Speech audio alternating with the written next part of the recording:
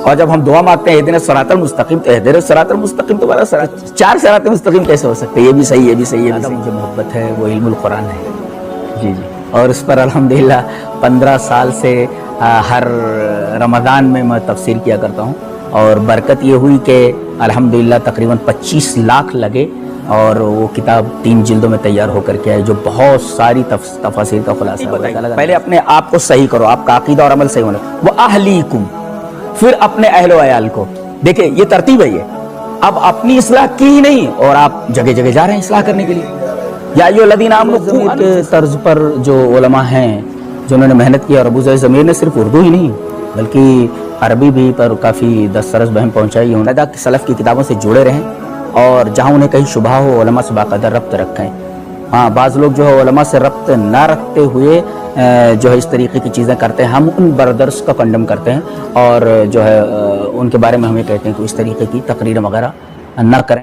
السلام علیکم ناظرین، آج ہمارے درمیان تشریف فرما ہے اسلامی دنیا کے مشہور و معروف عالم شیخ جلال الدین قاسمی۔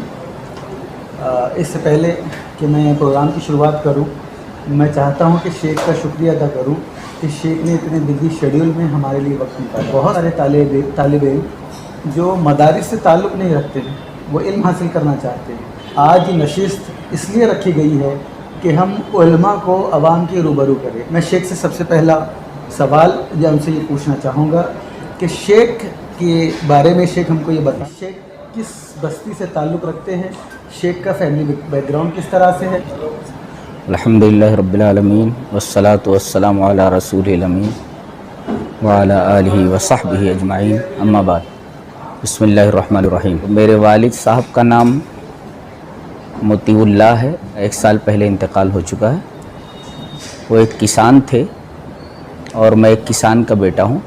اور جس گاؤں سے میرا تعلق ہے اس گاؤں کا نام نوا گاؤں ہے۔ اس گاؤں میں پہلے شیعوں کا غلبہ تھا۔ گاؤں میں 2-3 اہل حدیثوں کے علاوہ پورا گاؤں بریلوی تھا۔ میرے گھر والے خود بریلوی تھے۔ ایک اہل حدیث عالم وہاں آئے، ان کا نام غالباً عبد الباری تھا، وہ اہل حدیث تھے، انہی کے نام سے اس مدرسے کا نام رکھا گیا فیض الباری۔ انہی کے آنے کی وجہ سے گاؤں میں دھیرے دھیرے اہل حدیثیت پھیلی۔ پھر سب سے پہلے ہمارے والد صاحب کا جھکاؤ اہل حدیثیت کی طرف ہوا۔ پھر یہ ہوا کہ اس بچے کو کسی جگہ بھیجا جائے پڑھنے کے لیے، تو مجھے ناصر العلوم گونڈہ ایک دیوبندیوں کا حفظ کا ادارہ ہے، اس میں داخل کیا گیا، اور الحمدللہ میں نے 6 مہینے کے اندر قرآن کریم حفظ کر لیا۔ میں نے پہلی جماعت کے اندر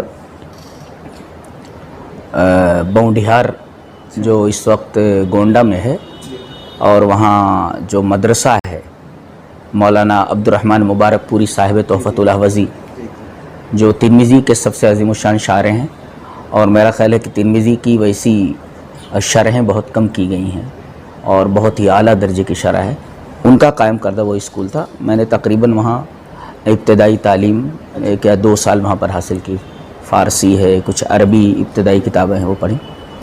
اس کے بعد میں نے دیوبندی مدرسوں کی طرف رخ کیا۔ 1 سال جامعہ سلفیہ میں بھی رہا، اور وہاں سے منبع العلوم خیر آباد آیا، اور خیر آباد سے ڈائریکٹ دارالعلوم دیوبند آیا، موقوف علیہ موقوف، یعنی فضیلت اول فضیلت ثانی، یہ میں نے وہاں سے کیا، اور وہاں سے میں نے فضیلت کی ڈگری حاصل کی۔ پھر میں نے انگریزی سے ایم اے بھی کیا، یہ جو ہے میسور یونیورسٹی سے، الحمدللہ۔ میں 6 مہینے تک شولہ پور میں رہا، اور اس کے بعد میں کوکن چلا گیا، اور خطابت کا فریضہ انجام دیتا رہا۔ تو اس طریقے سے میرا یہ جو سفر ہے دعوتی، میں نے کہیں پر تدریسی خدمات نہیں انجام میں نے دی، اس لیے کہ مجھے وہ موقع ہی نہیں ملا۔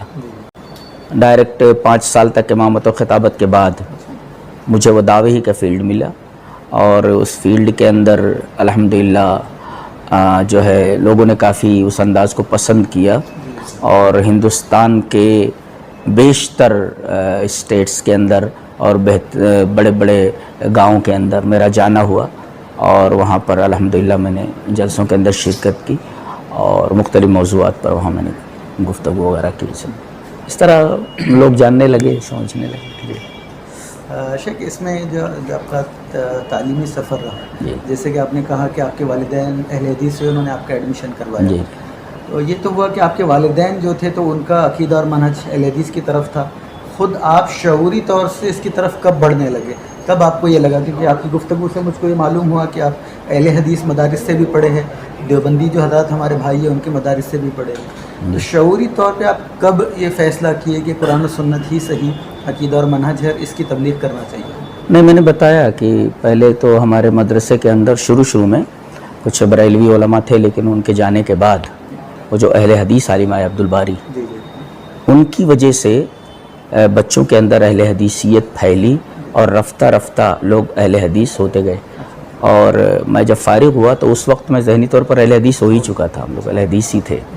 تو پھر اس کے بعد کچھ اور لڑکے، کچھ اور جو ہے وہاں کے جو ہے افراد اہل حدیث ہوئے اور انہوں نے اپنے بچوں کو اہل حدیث مدارس میں داخل کروایا، اور جو فارغ ہو کر کے آئے تو بڑی تیزی سے اہل حدیثیت پھیلی. میرا خیال یہ ہے کہ بمشکل کوئی آپ کو بریلوی یا کسی دوسرے مسلک کا ہمارے گاؤں میں ملے گا. وہ 10-12 گھر شیعوں کو چھوڑ کر کے بقیہ سارے کے سارے لوگ اہل حدیث ہیں. اور الحمدللہ 2 مسجدیں ہیں، ایک تو اسکول کے پاس ہے، وہ جو عربی اسکول ہے اس کے بازو میں ہے، کہ کھیتی جو لوگ کرتے ہیں، کھیتی میں کام کرنے کے بعد اگر نماز وہ پڑھنا چاہیں تو وہاں وہ آ کر کے نماز پڑھ سکتے ہیں. بقیہ ایک گاؤں کے بیچ میں مسجد بنی. شیخ جیسے آپ کو عوام مفسر کے حوالے سے جانتی ہے، خطیب کے حوالے سے جانتی ہے، ایک ریسرچ اسکالر کے حوالے سے جانتی ہے، تو یہ عوام کا نقطہ نظر ہے. اگر پوچھا جائے کہ خود شیخ جلال الدین قاسمی اپنے آپ کو کس طرح سے دیکھتے؟ میں جو ہے میرا خیال یہ ہے کہ اکثریت جو ہے عوام کی جو زیادہ پڑھی لکھی نہیں ہے، وہ ایک خطیب کی حیثیت سے جانتی تقریر کرتے ہیں اور اچھی تقریر کرتے ہیں وغیرہ وغیرہ. اور جو پڑھا لکھا طبقہ ہے وہ ایک اسکالر کی حیثیت سے جانتا ہے، اس لیے کہ وہ جانتے ہیں کہ وہ ان کا یہ کہنا ہے کہ تحدیث بن نعمت کے طور پہ کہہ رہا ہوں، ان کا یہ کہنا ہے کہ شیخ کا خطاب نہیں ہوتا بلکہ ایک لیکچر ہوتا ہے، اور جیسے لیکچر کے اندر دلائل پیش کیے جاتے ہیں، محکم دلائل، اس کا زیادہ اہتمام ہوتا ہے. اس لیے شیخ وہ ریسرچ اسکالر کی حیثیت سے ہیں. اور دیگر علوم جیسے سنسکرت ہے، انگلش ہے، ہندی ہے وغیرہ وغیرہ، اس کا علم ہونے کی وجہ سے پڑھا لکھا طبقہ جانتا ہے کہ ایک ریسرچ اسکالر بھی ہیں. جی جیسے یہ بھی ہے سننے میں کہ آپ کی مقبولیت ہمارے ہندوستان سے زیادہ باہر کے ممالک ہے، خاص طور سے پڑوسی ملک ہے، وہاں پہ بہت زیادہ آپ کی مقبولیت ہے. دیکھنے میں یہ بھی آتا ہے کہ جب بھی آپ کا نام لکھا جاتا ہے تو وہ لوگ آپ کے نام کے ساتھ میں علامہ لگاتے ہیں. تو اس کی کوئی خاص وجہ ہے کہ ہندوستان سے زیادہ آس پاس کے لوگ آپ سے محبت کرتے ہیں؟ کیا سمجھتے ہیں؟ جی پڑوسی ملک کے اندر تو الحمدللہ کافی وہ کیسٹیں وغیرہ پہنچیں اور ویڈیو آڈیوز پہنچے وہاں پہ، تو اس طریقے سے وہاں پر وہ انداز علماء کے درمیان، عوام کے درمیان کافی پسند کیا گیا، تو وہاں کے لوگ بھی جو ہے جانتے ہیں، پہچانتے ہیں. اور اس طریقے سے علامہ تو نہیں لکھنا چاہیے، اس لیے کہ میں اتنا بڑا عالم نہیں ہوں، وہ بس محبت میں لوگ لکھ دیا کرتے ہیں. اور آج میں آپ کے حوالے سے یہ بات عوام تک پہنچانا چاہتا ہوں کہ اللہ کے لیے میرے نام سے پہلے یہ علامہ وغیرہ نہ لکھیں، اس لیے کہ مجھے اتنا علم نہیں ہے. بس آپ لوگوں کی محبت ہے کہ آپ سمجھتے ہیں کہ مجھے بہت زیادہ علم ہے، مجھے بہت زیادہ علم نہیں ہے. بہر علامہ میرے نام کے پہلے نہ لکھا جائے.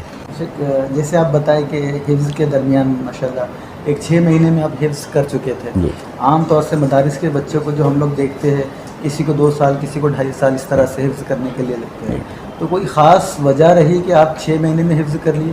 پہلے سے آپ کا ایسا رجحان تھا یا اللہ تعالیٰ کی کوئی خاص عطا تھی جس کی بنیاد پہ ماشاءاللہ آپ 6 مہینے میں حفظ کر چکی؟ جیسے ہم سلف کے بارے میں سنتے ہیں تو اس طرح سے مجھ کو سلف کی یاد آ رہی ہے. اب جب یہ بول رہے کہ 6 مہینے میں آپ نے حفظ کیا تھا. جی اصل میں اللہ تبارک تعالیٰ نے دماغ بہت اچھا عطا فرمایا ہے. اب تو بہرحال جو سماجی اور خانگی جو ذمہ داریاں ہیں ان کی وجہ سے ذہن پر کافی برا اثر پڑا ہے، اور اس کے علاوہ 2 بار آپریشن کی وجہ سے بھی ذہن کے اوپر اثر پڑا ہے. اس سے قبل اتنا بہترین ذہن تھا میرا کہ کسی بات کو میں تقریر میں کسی عالم سے سنتا تو مجھے پورا کا پورا خلاصہ تقریر کا یاد ہو جاتا تھا، اور جمعہ سے لوٹنے کے بعد میری والدہ جب کہتی تھیں کہ مولوی صاحب نے کیا تقریر کی، تو تمام جو اہم نکات ہوتے تھے میں ماں کے سامنے بیان کر دیتا تھا. تو ذہن بنیادی طور پر بڑا اچھا تھا کہ اللہ تبارک تعالیٰ نے ایک صفحے کی حدیث کو 2-4 بار پڑھ لیتا ہوں، یاد ہو جاتی ہے ٹو بٹو، اور زیر زبر کا فرق نہیں ہوتا الحمدللہ. یہ میں بھی حیران ہوں کیسے ہو جاتا ہے. حدیث کا یاد کرنا بہت مشکل ہے، پھر بھی اہتمام یہ ہوتا ہے کہ میں پوری حدیث پڑھوں، اور شاید یہ برکت ہے اللہ تبارک تعالیٰ کی طرف سے کہ پہلے چھوٹی چھوٹی حدیثیں یاد کرتا تھا. کسی موضوع پر اگر مجھے بیان کرنا ہے، جیسے مجھے بیان کرنا ہے کہ نبی کریم صلی اللہ علیہ وسلم نور نہیں تھے، بشر تھے، اب نور اور بشریت کے اوپر مجھے گفتگو کرنی ہے، تو میں وہ تمام حدیثیں جمع کر لیتا تھا اور تمام آیتیں جمع کر لیتا تھا. تو تمام آیتوں کو جمع کرنے کے بعد پھر میں حدیثیں دیکھتا تھا کہ وہ حدیث کون سی ہے جس حدیث کے اندر یہ رد ہوتا ہے کہ جن لوگوں کا عقیدہ یہ ہے کہ نبی کریم صلی اللہ علیہ وسلم نور تھے، بشر نہیں تھے، کون سی حدیث ہیں جو بالکل صاف طور پر کہتی ہیں کہ نبی کریم صلی اللہ علیہ وسلم نور ہدایت تھے، نہ کہ نور مجسم تھے. تو اس طرح چھوٹی چھوٹی حدیثیں یاد کرتا تھا. پھر رفتہ رفتہ کوئی ایسا موضوع آیا، کہیں پر دیا گیا کہ اس موضوع پر آپ کو گفتگو کرنی ہے، اور میں یہ دیکھ رہا ہوں کہ بڑی بڑی حدیثیں اس موضوع سے متعلق ہیں، تو ایک صفحے کی حدیث جو ہے پورا وہ 2-4 دفعہ ایسے دیکھتا تھا، اور پھر بند کر کے پھر ایک دفعہ اس کو ریوائز کرتا تھا، اور پھر جب میں کھول کر کے دیکھتا تھا تو حدیث ویسی کی ویسی ہوتی تھی. ابھی حال ہی میں رمضان شریف ہی میں نے حدیث جبرائیل کی شرح کی 2 جمعوں کے اندر، تو میں نے پوری حدیث جبرائیل ان کے ساتھ پڑھی جو تقریباً 1.5 صفحات کے اوپر ہے، اور الحمدللہ کہیں کوئی مسٹیک نہیں ہے. بعد میں مجھے بڑی حیرت ہوئی کہ بھئی یاد کرنے کے بعد بھی آدمی جب اسٹیج کے اوپر کھڑا ہوتا ہے، ممبر پر کھڑا ہوتا ہے، تو کہیں غلطی ضرور کرتا ہے، لیکن الحمدللہ حدیث کو پڑھنے کے بعد جب جمعہ کا خطاب ختم ہوا تو میں نے جب ٹیلی کیا تو پتہ یہ چلا کہ حدیث من معن ویسے ہی ہے. الحمدللہ بڑا اچھا لگا. جی شیخ، جیسے آج کل بہت سارے علماء کی فراغت ہوتی ہے، لیکن ہم لوگ جب معاشرے میں دیکھتے ہیں کہ جو عالم ہیں ان کے درمیان علم کے اعتبار سے ویسا ہی فرق ہے جیسے زمین اور آسمان کے بیچ میں. کچھ علماء جو ہے تو آسمان کے ستارے ہیں، کچھ علماء جو ہے تو اتنا نہیں کر پاتے. کیا بیسک وجہ ہے ایسی؟ ہم لوگ کے اعتبار سے یہ ہونا چاہیے کہ اگر کوئی عالم فارغ ہو رہا ہے تو واقعتاً عالم ہونا چاہیے. تو جو نئے علماء فارغ ہو رہے ہیں آخر وہ کیا ایسی غلطی کرتے ہیں کہ معاشرے میں 5-10 سال کے بعد میں ایک بڑے عالم میں اور ان میں فرق آنا شروع ہو جاتا ہے؟ اس کی بنیادی وجہ ہمارے مدارس کا جو نصاب ہے، اس نصاب کے اندر کچھ تبدیلی لانی چاہیے. اس لیے کہ کہیں کہیں مدرسوں کے اندر، جیسے رحمانیہ دلی جو بعد میں انگریزوں نے اسے بلڈوزر سے پست کر دیا، وہاں کی جو تعلیم کا انداز تھا، میرا خیال ہے کہ آج وہ انداز کہیں نہیں پایا جاتا. ہر فن ان کو پڑھایا جاتا تھا. علم الحدیث ہے، آپ دیکھیے کہ وہیں سے فارغ ہیں جو ہے مولانا عبید اللہ صاحب رحمانی، جنہوں نے مرآت لکھی، جو مشکات کی عربی میں کئی جلدوں میں اس کی شرح ہے. اور اسی طریقے سے بڑے بڑے خطیب نکلے، مولانا عبدالرؤف صاحب جھنڈا نگری ہیں جنہیں خطیب الہند کہا گیا. تو ہمارے مدارس کا جو نصاب ہے، وہ نصاب میرا خیال ہے کہ طلبہ کے ذہن کے مطابق نہیں ہے، اور جیسا ان کو پڑھانا چاہیے اس طریقے سے پڑھایا نہیں جاتا ہے. اور دوسری بات یہ کہ طلبہ دلچسپی نہیں لیتے. جو طلبہ زیادہ دلچسپی لیتے ہیں وہ جس فن میں زیادہ دلچسپی لیتے ہیں، فراغت کے بعد اس فن کا اظہار ان سے ہوتا ہے. بعض لوگ پڑھنے کے زمانے میں حدیث پر محنت کرتے ہیں تو پتہ یہ چلتا ہے کہ وہ حدیث کے اوپر لکھ رہے ہیں اور حدیث کے اوپر انہوں نے کافی محنت کی ہے. بعض لڑکے نکلتے ہیں تو خطابت کے میدان میں چلے جاتے ہیں. تو میرا خیال ہے کہ مدارس کے نصاب کے اندر تھوڑی تبدیلی لانی چاہیے. جی، کچھ تو مدارس کے نصاب کی کمی ہے، کچھ پڑھانے کے انداز کی کمی ہے، اور کچھ طلبہ کی محنت کی کمی ہے. اور جو طلبہ اس موجودہ نصاب اور اس سے پہلے کے نصاب کو برتتے تھے اور پڑھتے تھے، اگرچہ اس کے اندر کمی تھی اور پڑھانے والے ویسا پڑھاتے نہیں تھے اور طلبہ محنت نہیں کرتے تھے. بعض طلبہ فراغت کے بعد پھر نئی نئی چیزیں مطالعے میں رکھنے کی وجہ سے وہ آگے بڑھتے گئے. جیسے میں نے بنیادی طور پر سارے فنون پڑھے، جیسے منطق ہے، فلسفہ ہے، اصول حدیث ہے، فقہ ہے، اصول فقہ ہے، تفسیر ہے، اصول تفسیر ہے، تمام چیزیں پڑھی. لیکن ان تمام، جیسے فرائض ہے، فرائض جیسے کوئی آدمی مر گیا تو کس کو کتنا ملنا چاہیے، وارثین کون کون ہے، کیسے کیا ہے، اس فن سے مجھے کوئی دلچسپی نہیں تھی. اچھا. لیکن اب جیسے تفسیر کے میدان میں آیا تو دیکھا کہ یوصیکم اللہ فی اولادکم والی جو آیت ہے سورہ نساء کی آیت نمبر 11، سورہ نساء کی آیت نمبر 12، سورہ نساء کی آخری آیت، اس کی شرح کی ہی نہیں جا سکتی جب تک کہ آدمی فرائض کا جاننے والا نہ ہو اور فرائض کا ماہر نہ ہو، کس کو کتنا ملنا چاہیے۔ تو اللہ تبارک و تعالیٰ نے ان 3 آیتوں کی وجہ سے مجھے اس بات کی توفیق دی کہ میں علم الفرائض کو نئے سرے سے اسے پڑھوں، مطالعہ کروں، اور کچھ اپنے اساتذہ ہیں، کچھ دوست لوگ ہیں جو اس فن سے واقفیت رکھتے تھے، میں نے ان سے مشورہ کیا اور الحمدللہ اس پر ایک کتاب لکھی تدمیس الفرائض، جو اس وقت الحمدللہ علماء کا کہنا یہ ہے کہ تمام آسان کتابوں میں کفایت اللہ سنابلی کی کتاب تفہیم الفرائض، پھر میری کتاب تدمیس الفرائض ہے آسان۔ تو ایسا ہوتا ہے کہ اگرچہ نصاب کے اندر کچھ کمی تھی، پڑھانے والے پڑھاتے تھے، اپنے انداز سے پڑھاتے تھے اور طلبہ دلچسپی نہیں لیتے تھے، لیکن پڑھنے کے بعد، فراغت کے بعد انہوں نے اپنا تعلیمی سفر جاری رکھا، اور جس فن کے اندر انہیں دلچسپی تھی اس کے اندر تو مطالعہ کرتے کرتے انہوں نے اس کو کمال تک پہنچایا ہی یا بہت آگے بڑھے۔ جن فنون کو وہ لوگ زیادہ اس کی طرف توجہ نہیں دیتے تھے، اسے صرف نظر کرتے تھے، فراغت کے بعد ان فنون کی طرف بھی انہوں نے توجہ دی اور اس کے بعد اس کے اندر بھی انہوں نے مہارت حاصل کی۔ اس کی مثال ایک میں ہوں الحمدللہ۔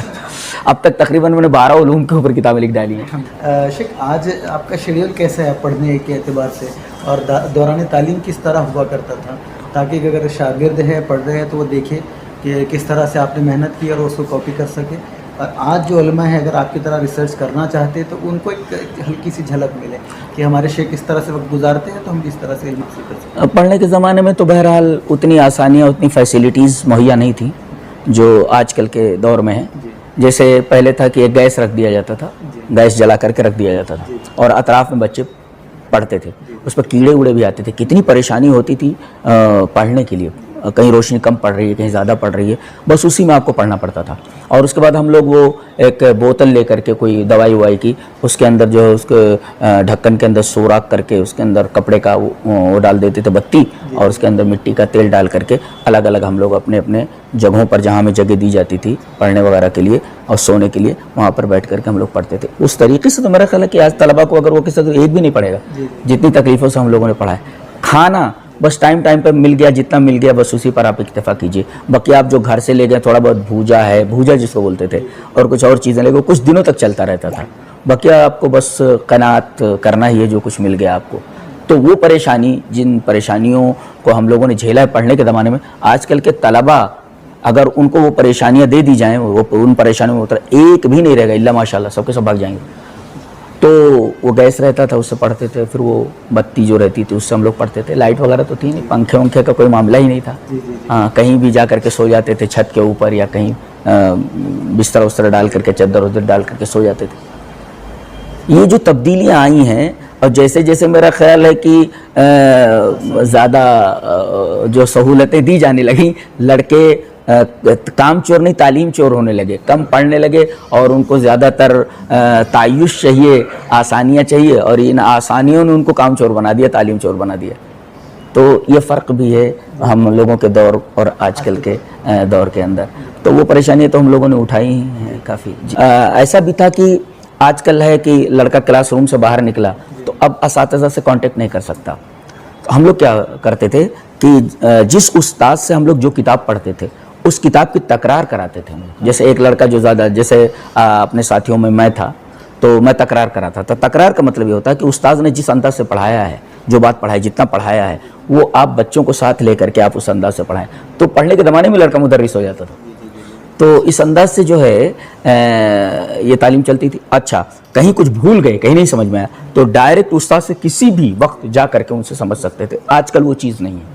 تو تعلیم کے برے اثرات میں سے ایک اثر یہ بھی ہے کہ طلبہ کا ڈائریکٹ اساتذہ سے کانٹیکٹ ویسا نہیں رہ گیا۔ اور پہلے اور یہ ربط جو ہوتا تھا یہ ایک روحانی ربط بھی ہوتا تھا۔ ہر استاد یہ چاہتا تھا کہ بچوں کو ہم زیادہ سے زیادہ کیا دے دیں۔ تنخواہیں قلیل ہونے کے باوجود بھی بڑی محنت کرتے تھے۔ آج تنخواہیں علماء کی بہت زیادہ ہیں، لیکن اب ربط جو طلبہ کا اور اساتذہ کا رہ گیا، میرا خیال ہے کہیں نہ کہیں گیپ ہے، کہیں نہ کہیں اس کے اندر تبدیلی لانی چاہیے۔ جی اس لیے شاید میں کسی تقریر میں آپ کے بارے میں سنوں کہ آپ کہہ رہے تھے جب آپ دیوبند میں پڑھ رہے تھے، وہاں پہ آپ کے کوئی دیوبندی عالم تھے جی، ان کے بارے میں کہہ رہے تھے کہ وہ کہتے تھے کہ حدیثیں میں نے جتنی پڑھائی ہے ان کے اوپر سارا میرا عمل ہے۔ اس طرح سے آپ کہیں بیان کر رہے تھے، اس طرح سے انہوں نے کہیں بولا ہے، مطلب اتنا ربط رہتا تھا کہ وہ اپنی ذاتی زندگی بھی شیئر کرتے تھے کہ یہ جو حدیثیں ہیں تو میرا اس پر عمل ہو رہا ہے نہیں ہو رہا ہے۔ جی شیخ جیسے آج اگر پوچھا جائے کہ آپ کتنے گھنٹے مطالعہ کرتے ہیں تو کون سا وہ ٹائم ہے جس ٹائم پہ بچوں نے مطالعہ کرنا چاہیے، زیادہ اثر انداز مطالعہ ہوتا ہے؟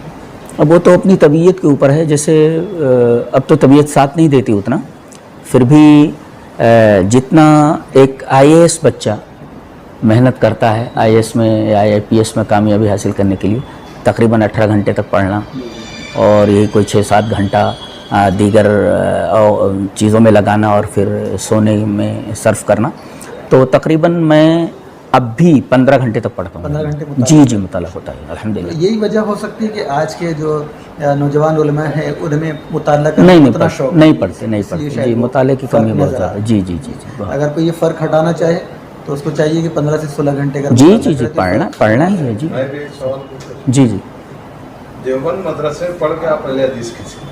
نہیں، میں پہلے سے اہل حدیث تھا. جب دارالعلوم دیوبند گیا تو کیا فرق لگا آپ کو دیوبند؟ جی میں نے یہ دیکھ منہج کا فرق ہے. تو میں نے یہ دیکھا کہ حدیثیں وہی پڑھاتے ہیں وہ، جیسے ہمارے یہاں بخاری شریف پڑھائی جاتی ہے، مسلم شریف پڑھائی جاتی ہے، ابو داؤد ہے. تو وہاں کیا ہے، پہلے فقہ کی ساری کتابیں پڑھا دی جاتی ہیں. فقہ ہاں، فقہ کی کتابیں پڑھا دی جاتی ہیں، اور میرا خیال ہے چوتھی جماعت کے اندر پہل یہ مشکوٰۃ شریف لائی جاتی ہے. اور اس کے بعد جو ہے پھر بخاری و مسلم، اور بڑی تیزی سے اس کو پڑھا دیا جاتا ہے، دوڑا دیا جاتا ہے، لیکن فقہ کی کتابیں پہلے پڑھا دی جاتی ہیں. اچھا، کوئی مسئلہ اگر ایسا لگا کہ یہ ایسا کیوں ہے تو کہہ دیتے تھے فقہ کی کتابوں میں تم لوگ پڑھ چکے، اس کا جواب موجود ہے. نور الانوار کے اندر یہ پڑھ چکے، یہ اصول موجود ہے، اور اس طریقے سے ہدایہ کے اندر یہ چیز پڑھ چکے ہو، اور فلاں اصول شاشی کے اندر یہ اصول پڑھ چکے وغیرہ وغیرہ، وہ کہہ کر کے اسے ٹال دیا جاتا تھا. مثلاً جیسے بخاری شریف ہم لوگ پڑھتے تھے مولانا سعید احمد صاحب پالن پوری سے، ابھی جن کا انتقال ہوا. مجھے بڑی حیرت ہوئی کہ ابھی 4-5 دن پہلے ان کی میں نے ایک ویڈیو سنی، اس کے اندر وہ کہہ رہے ہیں کہ غیر مقلدین کے ہاں بہن کے ساتھ یا کسی کے ساتھ ایسا کچھ محرمات، کسی محرمہ کا نام لیا انہوں نے کہ ان کے ساتھ بھی شادی جائز ہے. اور انہوں نے یہ بات کہی کہ غیر مقلدین کے ہاں عرف الجادی کا انہوں نے کوئی حوالہ دیا کہ عورت کے پیچھے سے بھی وہ اس طریقے سے وہ کرنا ان کے ہاں حلال ہے وغیرہ وغیرہ. تو مجھے بڑی حیرت ہوئی کہ اہل حدیثوں کا منہج بالکل واضح ہے، قرآن و سنت بالکل واضح ہے، اس کے باوجود آج بھی وہ اس طریقے کے بیانات دے رہے ہیں. تو میں یہ کہہ رہا تھا کہ ان کے ہاں بخاری جلد اول تھی تو 40 یا 45 منٹ کی گھنٹی ہوتی تھی. تو قرات خلف الامام کا مسئلہ آیا اور 1 ہفتے تک انہوں نے قرات خلف الامام پر درس دیا، اور اہل حدیثوں اور شفافے کے جو دلائل ہوتے ہیں ان کی کاٹ چھاٹ کی. تو اس طریقے کی چیزیں رہتی تھی، اور کہیں کوئی حدیث آ گئی تو اس کی تعویل کر کے امام ابو حنیفہ رحمۃ اللہ علیہ کے مسئلے کے مطابق بنا دیتے تھے. ہوتی نہیں تھی.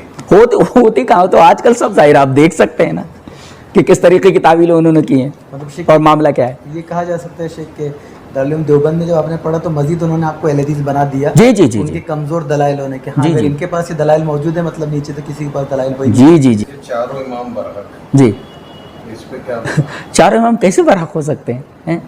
حق تو ایک ہوتا ہے. فماذا بعد الحق الا الضلال. حق کے بعد کیا رہ جاتا ہے سوائے گمراہی کے. معاملہ یہ ہے کہ اماموں میں حلال و حرام تک کے اختلافات ہیں، تو ایک چیز حلال بھی ہو حرام بھی ہو، کیسے ہو سکتا ہے؟ تو حق جو ہوتا ہے چار چیزوں کے درمیان دائرہ نہیں ہوتا، حق ایک ہی ہوتا ہے. اس لیے کہ قرآن کہتا ہے فماذا بعد الحق الا الضلال. حق کے بعد کیا رہ جاتا ہے سوائے گمراہی کے؟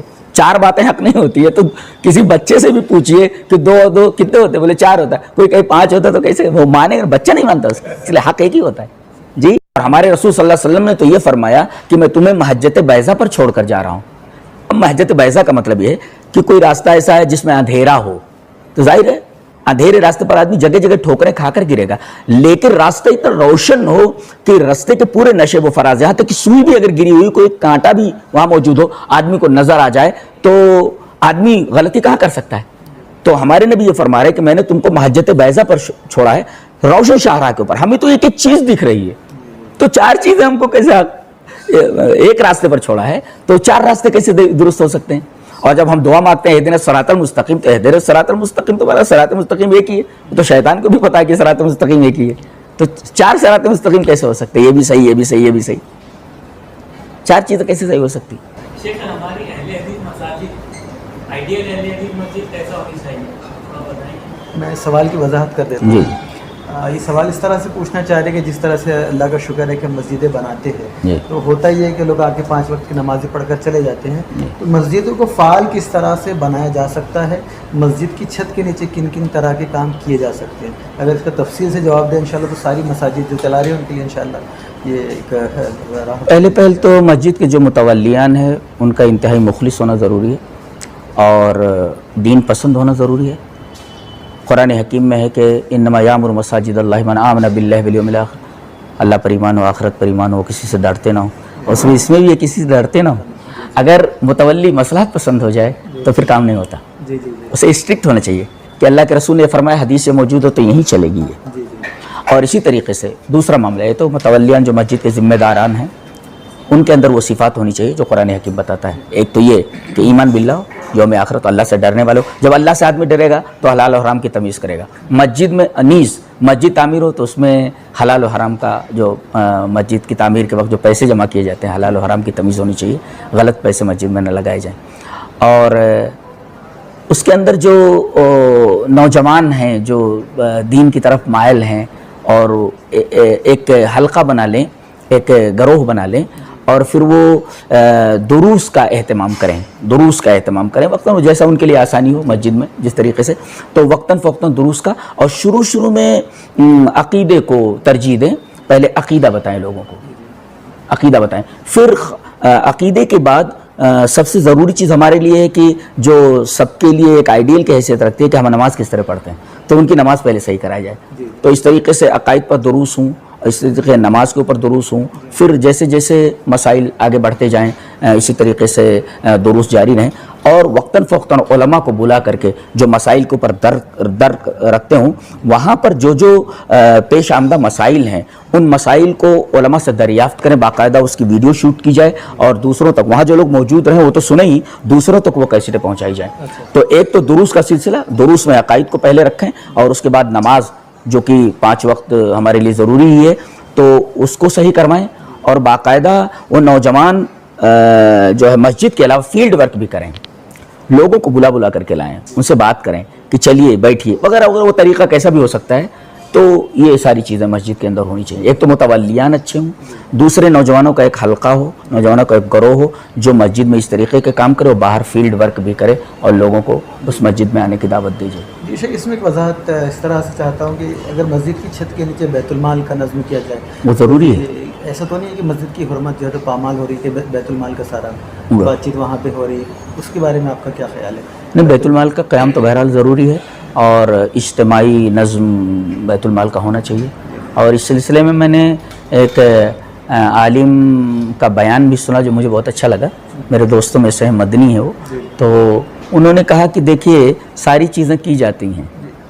اب صحابہ کرام جب جماعت میں آتے تھے تو یہ دیکھتے تھے، اور جماعت کا فلسفہ یہ ہے کہ بھائی لوگ یہاں جمع ہیں، کوئی آدمی کیوں نہیں جماعت میں حاضر ہوا؟ کیا اس کو کوئی تکلیف ہے؟ کیا اس کو کوئی پرابلم ہے؟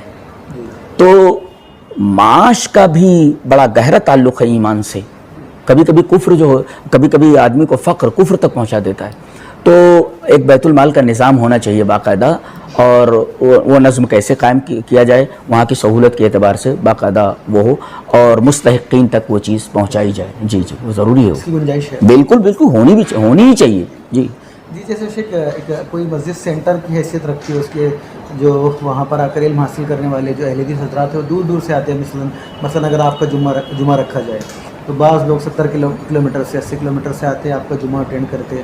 ساتھیوں کے درمیان بیٹھ کے ان کی جو ہے تو تعلیم تربیت ہوتی ہے. لیکن اگر وہ ٹھہرنا چاہے 2-3 دن وہاں پہ اور علم حاصل کرنے کے اعتبار سے، تو کیا اس بات کی گنجائش ہے کہ مسجد میں ان کو ٹھہرایا جائے، وہاں پہ سوئے؟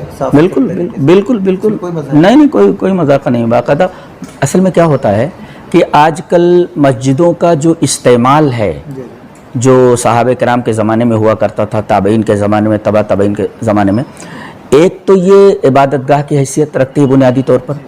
دوسرے یہ کہ اس مسجد کے اندر تعلیم و تربیت بھی کی جاتی تھی جیسے کہ مسجد نبوی کا انداز تھا.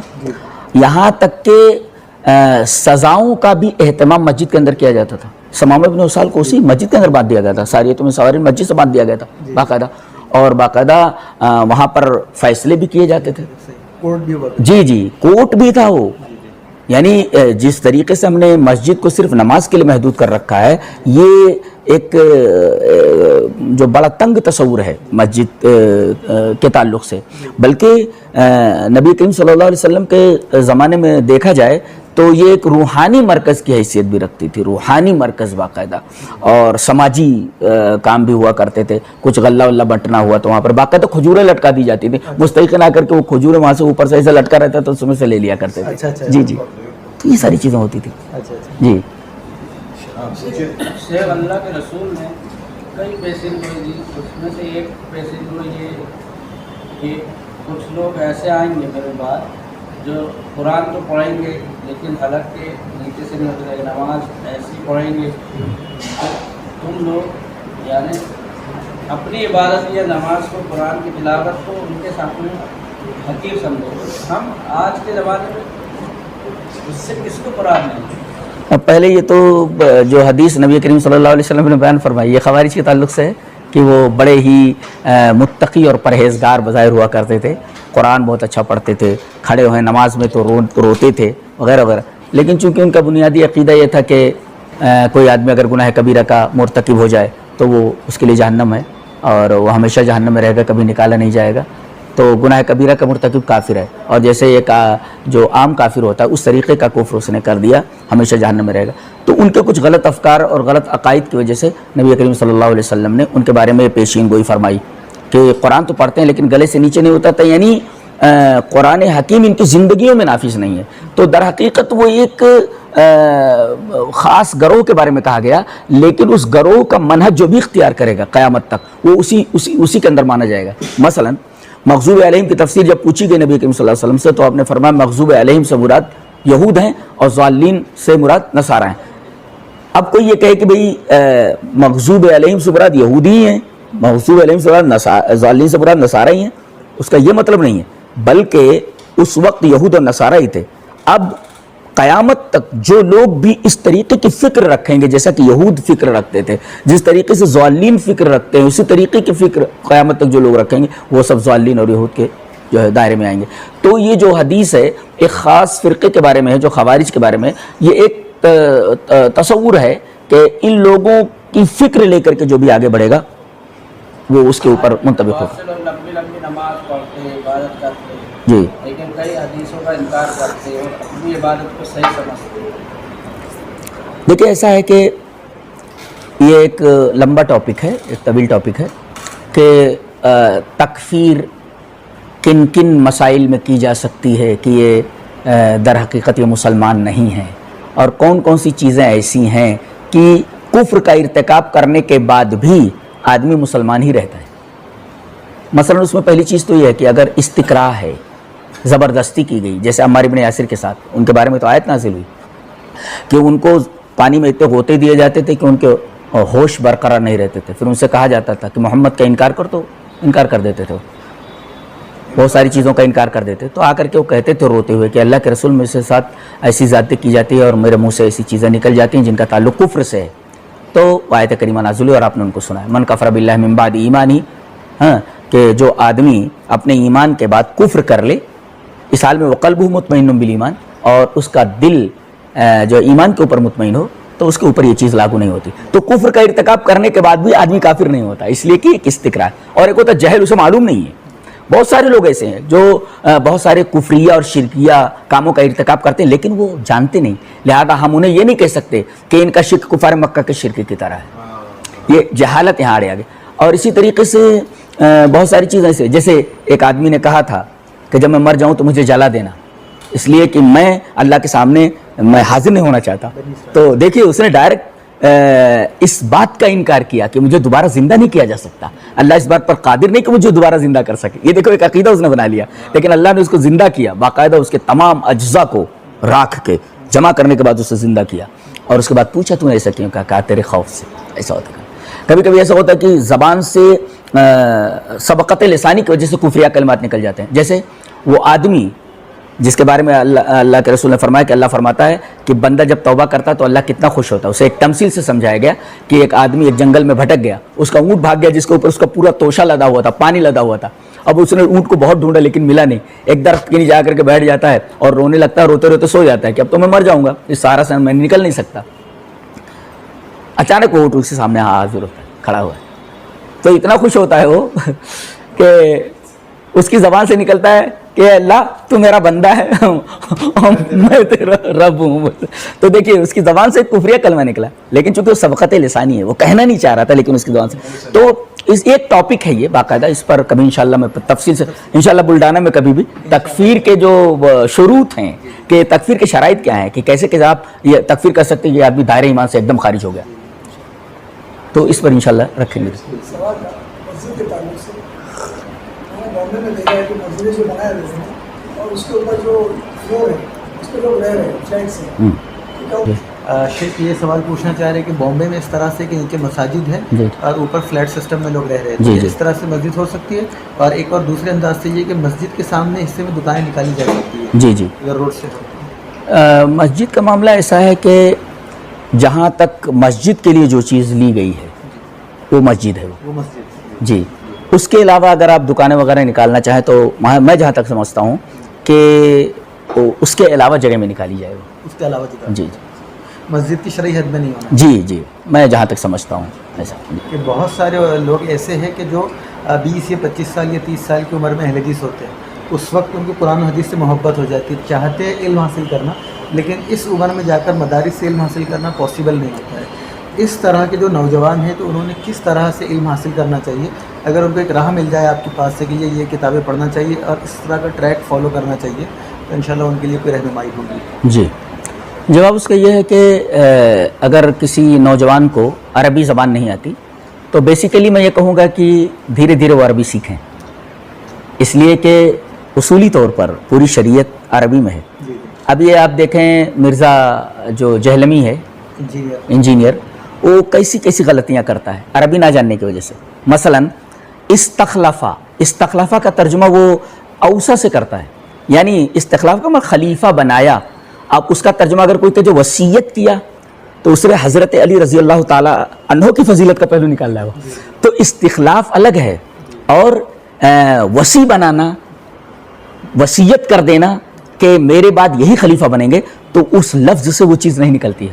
اب ہمارے علماء باقاعدہ گرفت کر رہے ہیں کہ دیکھیے اس لفظ سے اس نے یہ چیز کشید کی ہے, یہ لفظ اس کی اس کشید کردہ چیز کا ساتھ نہیں دیتا. تو پہلے یہ کہوں گا کہ میں گزارش کروں گا کہ عربی سیکھیں. جو علماء آپ کے مسجد سے متعلق ہیں یا کہیں کوئی شہر میں کوئی عالم ہے تو آپ اس سے عربی سیکھیں. عربی بہت آسان ہے. میرے پاس کتنے بچے آئے ہیں اور ابھی تو میرا خیال ہے ترکیب کر لیتے ہیں باقاعدہ. ایک لڑکا ہے شہادت بھائی وغیرہ جانتے ہیں کہ وہ کیمسٹری کا استاد ہے, ابھی میرا خیال ہے 30-32 سال کا بچہ ہے, بلکہ 28 سال کا بچہ ہے وہ, اور میرے پاس برابر آتے ہیں پڑھنے کے لیے. قرآن حکیم کی آیتوں کی ترکیب کرتا ہے, جبکہ ترکیب انتہائی مشکل ہوتی ہے, انتہائی مشکل ہوتی ہے. میں ترکیب کا مطلب بتاتا ہوں میں کہ کیسے ہوتی ہے. جیسے الحمدللہ رب العالمین الرحمن الرحیم مالک یوم الدین, یہ تو ریڈنگ ہے. یہ ترجمہ کیا تمام تعریف اللہ کے لیے جو رحمان اور رحیم ہے اور یوم آخرت کا مالک ہے. یہ تو ہو گیا ترجمے کے ساتھ اس کا ترجمہ, یہ ریڈنگ کے ساتھ اس کا ترجمہ.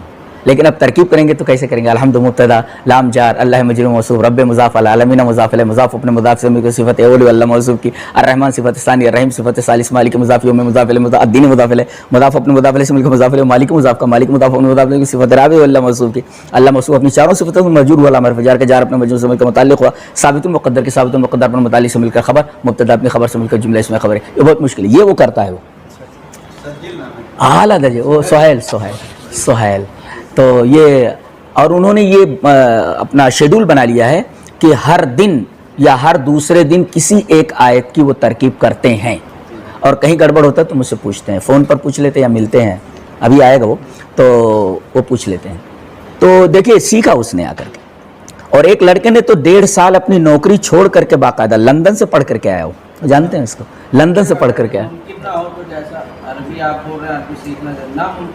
ہاں ابھی میں کہہ رہا ہوں کہ جیسے اب ممکن نہ ہو عربی سیکھنا, تو جیسے جس زبان کو وہ جانتا ہو, جیسے انگلش میں بہت ساری کتابیں, جیسے نماز کے تعلق سے اگر پڑھنا ہے تو انگلش میں موجود ہے, इंग्लिश तो छोड़िए, आप मैं उर्दू पर आ जाता हूँ पहले कि बुनियादी तौर पर जो हम लोगों की ज़बान है, उर्दू में अगर आप पढ़ना चाहते हैं तो ख़ास तौर से अक़ीदे की किताब, किताब तौहीद आप ले लें, किताब तौहीद आप पढ़ लें अक़ीदे को। कुछ और डाउनलोड करेंगे तो उर्दू में और बहुत सारी किताबें आ जाएंगी, जैसे अक़ीदे तहाविया है, शरह अक़ीदे तहाविया, वो उसका भी तर्जुमा होकर के आ गया है, वो और डेवलप करें आप अक़ीदे को तो आप और बहुत सारी किताबें इस तरीके अक़ीदे की हैं, तो अक़ीदे की किताबें जमा कर लें और उसको पढ़ें। कहीं समझ में ना आए तो उलमा से उलमा को जो है उनसे रब्ता करें और उनसे उसका मतलब दरियाफ्त करें कि इसका क्या मतलब है। तो ये अक़ीदे की। नमाज पर बहुत सारी किताबें हैं, नमाज मोहम्मदी के नाम से वगैरह वगैरह, आप पूरी नमाज का तरीक़ा देख सकते हैं। ऐसे सीरत पर है, सीरत पर आप अर्रहीक़ुल मख्तूम देख लें, बहुत बेहतरीन किताब है, अज़व्वल से आखिर पढ़ जाएँ सीरत की, कई बार पढ़ें, बाकायदा दुरूस, मैंने तो बाकायदा दर्स रखा है उसका जी। और इस तरीके से सहाबे कराम की सीरत है, और ख़ास तौर से अगर सहाबे कराम को जो है उनकी सीरतें पढ़ना तो पहले बुखारी शरीफ, मुस्लिम शरीफ, इसमें किताब फ़ज़ाइल सहाबा, सहाबे कराम की जो फजीलतें हैं वो आप तर्जुमे से देख डालें, हदीस वगैरह इस तरीके से आप देखते जाएँ। शेख आपकी जो किताबें अब तक के छप चुकी कुछ उस पर रोशनी डालेंगे? जी, उस पर तो मैंने बताया अभी कि तकरीबन 12 उलूम के ऊपर मैंने किताबें लिखी हैं। एक तो नहव है, सर्फ है, और फ़राइज़ के ऊपर है, मंतिक़ है, फ़लसफ़ा है, मुस्तलहुल हदीस है, इससे उसूल फ़िक़्ह है, तो बहुत सारी किताबें मैंने लिखा है। और उसमें अगर आप पढ़ना चाहें तो तदमीसुल अक़ाइद, अक़ीदे के ताल्लुक़ से मैंने बहुत सारी अच्छी अच्छी चीज़ें जमा कर दी हैं बहुत सारी किताबों से, तो वो भी काफ़ी मुफीद है, वो भी पढ़ सकते हैं आप। अक़ीदा कैसा होना चाहिए? अक़ीदा जी। थोड़ा इसको वाज़ेह। अक़ीदा का मतलब ये है कि वो बुनियाद जिसके ऊपर पूरी इस्लाम की इमारत ठहरी हुई है, हाँ, कि जिसको ना जानने की वजह से पूरी की पूरी इमारत इस्लाम की ढह जाती है, उसको अक़ीदा बोलते हैं। जैसे शिर्क नहीं करना, बिदअत से दूर रहना, और बहुत सारी चीज़ें ऐसी हैं कि ये अक़ीदा होना चाहिए। तो अक़ीदे की बहुत सारी किताबों में अक़ीदे की किस्में वगैरह सब बाकायदा बयान की गई हैं कि जैसे एक कुफ्र होता है बड़ा, उसको कुफ्र अकबर बोलते हैं, एक कुफ्र असगर होता है, छोटा कुफ्र होता है। जैसे छोटे कुफ्र के बारे में नबी सल्लल्लाहु अलैहि वसल्लम ने फरमाया कि मुझे इस कुफ्र के बारे में और इस शिर्क के बारे में बड़ा खौफ है तुम्हारे ऊपर। जैसे शिर्क असगर के बारे में आपने फरमाया कि वो रिया है, आदमी नेकी का काम करता है मगर दुनिया को दिखाने के लिए करता है, तो रिया। लेकिन ये शिर्क असगर है, शिर्क अकबर नहीं है कि आप उसके ऊपर फतवा लगा दे कि तुम मुशरिक हो गया और इस तरीके से तू जैसे कुफार मक्का मुशरिक हुआ करते, इस तरीके से ये अक़ीदे ताल्लुक़ कि कुफ्र असगर क्या है, कुफ्र अकबर क्या है, कब आदमी को, वही मैंने बताया अभी कि कब कब आदमी जो दायरे इस्लाम से निकल जाता है। उसके एक किताब और पढ़ डालें, नवाक़िज़ इस्लाम, इस्लाम के नवाक़िज़ क्या हैं, उसके ऊपर किताबें लिखी गई हैं। जैसे नवाक़िज़ वज़ू है कि किन किन चीज़ों से वज़ू टूट जाता है, नवाक़िज़ सौम है, रोज़े के नवाक़िज़ क्या हैं, किन किन चीज़ों से रोज़ा टूट जाता है। ऐसे ही नवाक़िज़ इस्लाम कौन कौन सी ऐसी चीज़ें हैं जिनसे इस्लाम टूट जाता है, आदमी मुस्लिम नहीं रह जाता, तो नवाक़िज़ इस्लाम पर भी किताबें पढ़नी चाहिए। उस मारकर आप देखेंगे नेट के ऊपर तो अल्हम्दुलिल्लाह बहुत सारी किताबें आपको, जमील ज़ैनू वगैरह की किताबें हैं तो हर जगह मिलती हैं तर्जुमे के साथ, वो देख लें। जैसे आपने फरमाया कि आप 12 किताबों के माशाल्लाह से मुसन्निफ़ हैं, जी, सबसे ज़्यादा पसंदीदा किताब कौन सी? ये सवाल तो ऐसे ही हुआ जैसे बच्चों में सबसे ज़्यादा किससे मोहब्बत है, सबसे बराबर होती है, फिर भी लेकिन किस किताब? मुझे सबसे ज़्यादा जो इल्म है, जिस चीज़ से ज़्यादा मुझे मोहब्बत है वो इल्मुल कुरान है। जी जी, और उस पर अल्हम्दुलिल्लाह 15 साल से हर रमज़ान में मैं तफसीर किया करता हूँ, और बरकत ये हुई कि अल्हम्दुलिल्लाह तकरीबन 25 लाख लगे और वो किताब 3 जिल्दों में तैयार होकर के आई, जो बहुत सारी तफसीर का खुलासा है, वो एक अलग अंदाज़ की है। जी जी, और उसमें मैंने एहतमाम किया है कि वो तमाम आयत की तफसीर नहीं है, इसलिए कि तमाम आयत की तफसीर के लिए तकरीबन 15-15, 20-20 जिल्दों में चली जाए। अब छपने वाला मसला है तो लिखना और तबीयत साथ देती कि नहीं। अब जैसे औनुर रहमान अभी आई अरबी में 25 जिल्दों में है, मैंने अभी पढ़ा नहीं, अभी सिर्फ बेटे से मैंने कहा कि मेरे इस मोबाइल के अंदर उसको डाउनलोड करके रख दे, मैं इंशाल्लाह उसको पढ़ लेता हूँ 2-1 महीने के अंदर इंशाल्लाह। हाँ, 1 हफ्ते के अंदर 1 जिल्द हो जाती है इंशाल्लाह, तो 25 जिल्दें हैं, 2-3 महीने में हो जाती। तो अब देखिए ऐसी ऐसी किताबें भी आ रही हैं। तो सबसे ज़्यादा मुझे इल्मुल कुरान से मोहब्बत है, उसके बाद इल्मुल हदीस से, और इल्मुल हदीस से मोहब्बत का अंदाज़ा आप तो लगा ही सकते हैं कि मैं हदीस पूरी पढ़ता हूँ। और मुस्तला पर मैंने लिखी है कि हदीस जो मैंने पढ़ी है सनद के एतबार से कैसी है, इसी सनद नबी सल्लल्लाहु अलैहि वसल्लम, हदीसें तो सभी बयान करते हैं, बहुत सारे लोग हैं, बरेलवी भी बयान करता है, देवबंदी भी बयान करता है, सारे के सारे हदीसें बयान करते हैं, اور دلیل تو سبھی رکھتے ہیں، لیکن دلیل محکم کون سی، برہان کس کے پاس ہے، سند صحیح کون سی ہے، فلاں نے فلاں سے کہا، فلاں نے فلاں. اب بھائی اس میں روات کو ہمیں چیک کرنا ہے کہ کہاں کون سا راوی گڑبڑ ہے، کیسے کیا ہے. تو یہ حدیث کے اندر بھی جانا ضروری ہے، تو اس پر بھی کتابیں پڑھتے رہیے. پہلے حدیث بنیادی چیزیں جیسے دوسرے لوگ بھی ہیں یہاں، جیسے بنیادی چیز تو خود نبی بتا کر گئے کہ حضرت ابو ہریرہ کی روایت ہے کہ میں تمہارے درمیان 2 چیزیں چھوڑ کر جا رہا ہوں، مضبوطی سے اگر پکڑے رہے تو گمراہ نہیں ہوگے. وہ ہے جو اللہ کی کتاب اور میری حدیث، میری سنت. ان دونوں چیزوں کو پکڑے رہو گے تو کبھی گمراہ نہیں ہوگے. گویا کہ اہل حدیثوں کا وہی بنیاد ہے اور وہی بیس ہے جو نبی کریم صلی اللہ علیہ وسلم ہمیں دے کر کے گئے ہیں، قرآن اور حدیث. قرآن پیش کر دیا جائے کہ یہ اس آیت کے مطابق میرا منہج ہے، اور حدیث پیش کر دی جائے اور اس حدیث کے مطابق میرا منہج ہے. الحمدللہ اہل حدیثوں کے بارے میں کوئی یہ نہیں کہہ سکتا کہ ان کا کوئی بھی عمل صحیح حدیث کے خلاف ہے، الا ماشاءاللہ کہیں کسی حدیث کے اوپر حکم لگانے میں کسی سے اگر غلطی ہو گئی تو ایک الگ بات ہے. بعد میں بہت ساری حدیثوں کے اوپر ہم عمل کرتے رہتے تھے، لیکن آج ان حدیثوں کے بارے میں یہ حکم لگایا جا چکا ہے کہ یہ جو حدیث صحیح نہیں، ہم نے اسے رجوع کر لیا. آپ جو کہتے ہیں ہم حدیث پہ عمل کرتے ہیں. ہاں وہی میں کہہ رہا ہوں کہ بھئی سارے لوگ کہتے ہیں کہ بھئی ہم حدیث کے اوپر عمل کر رہے ہیں، لیکن یہ ہے کہ حدیث صحیح کون سی ہے، صحت و ضعف کا جاننا ضروری ہے.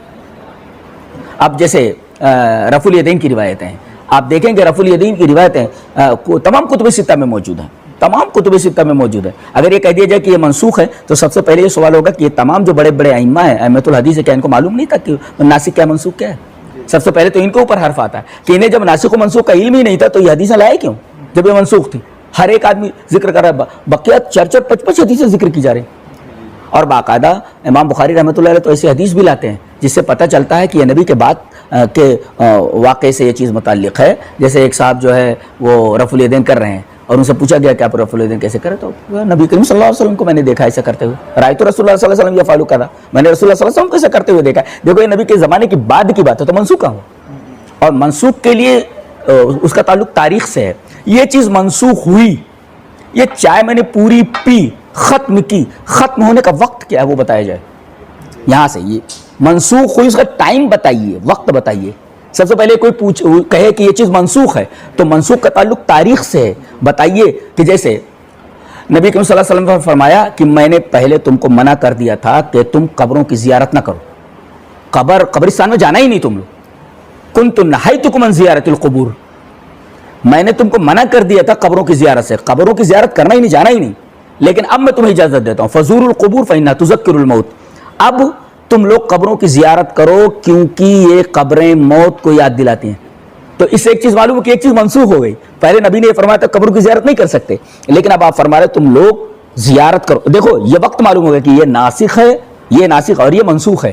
پہلے منع تھا اب یہ ہوا، اور اس کی وجہ بھی بتا دی کہ قبروں کی زیارت کرو. سبب کیا ہونا چاہیے، وجہ کیا ہونی چاہیے، موت یاد آئے. اس سے پتہ چلا قبروں کی زیارت ہے، قبر کی زیارت نہیں ہے. یہاں قبر کی زیارت ہوئی، قبروں کی زیارت کہاں ہو رہی؟